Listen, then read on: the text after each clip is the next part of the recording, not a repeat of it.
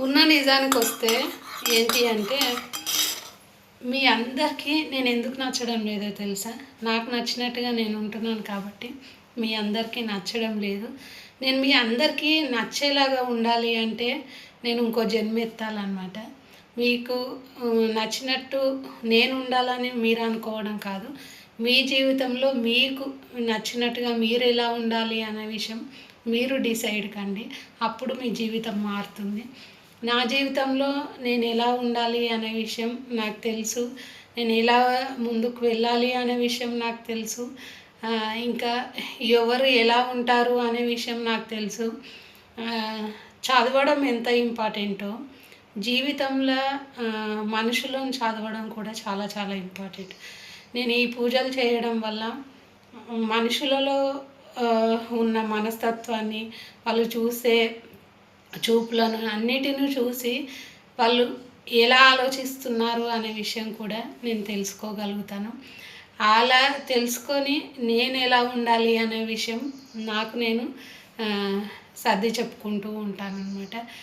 అందరూ మాట్లాడే మాటలు తెలుసు, అందరూ ప్రవర్తించే తీరు తెలుసు, ఎవరి మనసులో ఏ స్వార్థం ఉంది అనే విషయం నాకు తెలుసు. అయినా మీకు నచ్చినట్టుగా నేను ఇంకా ఎప్పుడు కూడా ఉండను.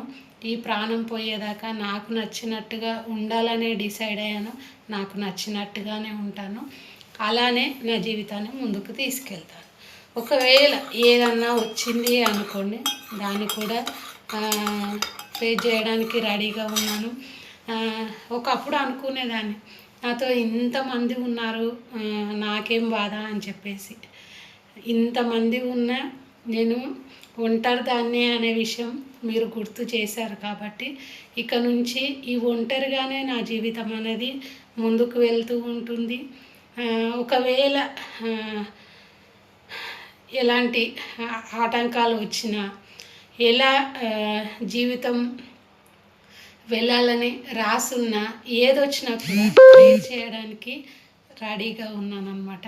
ఎందుకు ఇంత ధైర్యం నాకు వచ్చింది అంటే, మీరందరూ నాకు నేర్పిన గుణపాఠంలో నేను నేర్చుకున్న ఒక అద్భుతమైన మంచి విషయం ఏమైనా ఉంది అంటే, నన్ను నేను గుర్తించడం, నన్ను ఎలా నేను ముందుకు తీసుకెళ్ళాలి అనే విషయం చాలా బాగా నేర్పించారు. చాలా చాలా థ్యాంక్ యూ వెరీ మచ్ మీ అందరికీ. మీ వల్లనే నేను ఇంత స్ట్రాంగ్ అవ్వగలిగాను. Thank you very much. వచ్చిన ప్రాబ్లం కన్నా మీరు నేర్పిన గుణపాఠం చాలా అంటే చాలా బాగుంది.